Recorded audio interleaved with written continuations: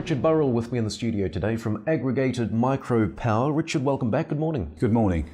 You got your results out this morning for the year to the end of March. A particularly strong year here for you, doubling in revenue and profit. Yes, I mean we're delighted with the way the year has gone. Turnover has now gone up to 43 million versus 19 million last year, and at the net profit level we've also nearly doubled the net profit from last year. So it's been a good, strong year for us, and we're delighted with the progress that we've had. And how's the wood fuels business? That's going well? The wood fuels business is absolutely, it's been a business where we have acquired a number of smaller businesses over the last 18 months. We're integrating that rapidly. We are doing a lot of work to put them onto common systems and looking at the customer base as to how we can further support our customers, and the growth that we've seen, partly supported by the cold weather this year, I should say, but the growth we've seen is about offering customers a really good service, which is what we want to continue doing over the coming months and years. Well, indeed, I suppose what's been termed the beast from the east earlier this year, that would have benefited you somewhat. It certainly has benefited us, and what's interesting is that it extended the heating season, but also it enabled those of us who had the supply of pellet and chip to be able to deliver that to customers in a timely fashion.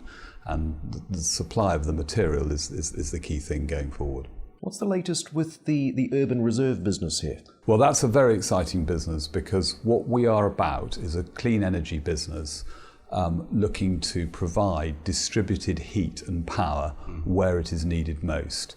And what we've found is, with the government's strategy around the electrification of heat, electric vehicles and all of that, the big urban areas of Greater London, Manchester and Liverpool are short of power, or can be short of power, at a local level. And what we're doing is developing sites where we can put in gas reciprocating engines and generate electricity into the grid at times when it's needed most and where it's needed most. And so you operate two plants here, do you? A 21 megawatt and a 3 megawatt? Yes, we operate a 21 megawatt plant in Ashford in Kent and a 3 megawatt plant in Essex. We have a very ambitious plan for this year to put in, we're targeting in the region of up to 25 sites around Greater London and the Northwest, where we want to put in 2 to 4 megawatt sites into bits of land that aren't sort of commercially viable for the property market, but might be a scruffy piece of land on the edge of an industrial estate, which we can connect into the gas grid and connect into the local electricity grid. And that is, as I say, it's a very exciting business for us this year. Do you see the government becoming more committed here to renewables, to clean energy?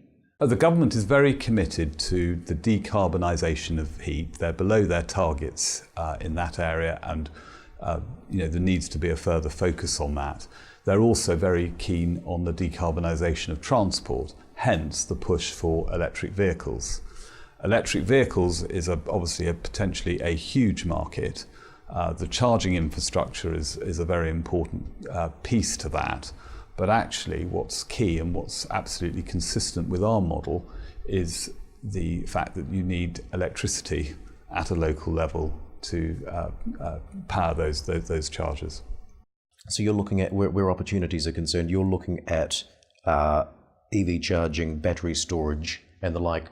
As all spin-off benefits of being able to generate locally through Urban Reserve, and indeed with our customer base on our biomass business, which we have nearly 4,000 commercial customers.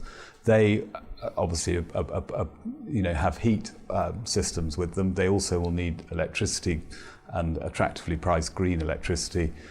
If they've installed biomass, they understand the urgency and the imperative of decarbonisation, and we want to be able to provide both heat and electricity to those customers. How's your investment in Incubex. You've got a 30% or close to 30% stake in them now? Yes, I mean, we obviously, our chairman has started a business called Climate Exchange. The same team has formed Incubex. We've taken an investment in that. We own 29%.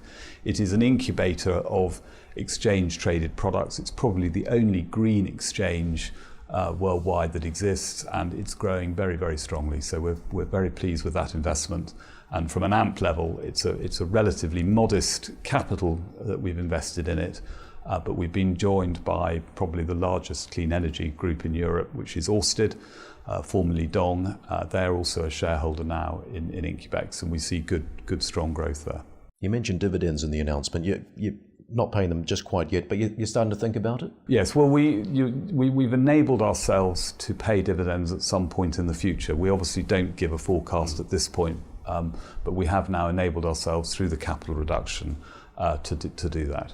So just give us a quick recap here, Richard. 2019, the year that we're in now, what are the main priorities for you? The main priorities are to further consolidate and organise our wood fuels business to really focus on the customers and getting product at the right price and at the right quality into customer premises, to look at those customers and see how we can help them most in areas not only in heat but also in electricity, to roll out our grid balancing assets and opportunities in urban reserve, and to continue to support the growth in Incubex. And when you look at that, you say, what are the other things that we can do, which is around as I said, the EV charging and the further electrification of decarbonised heat and electricity.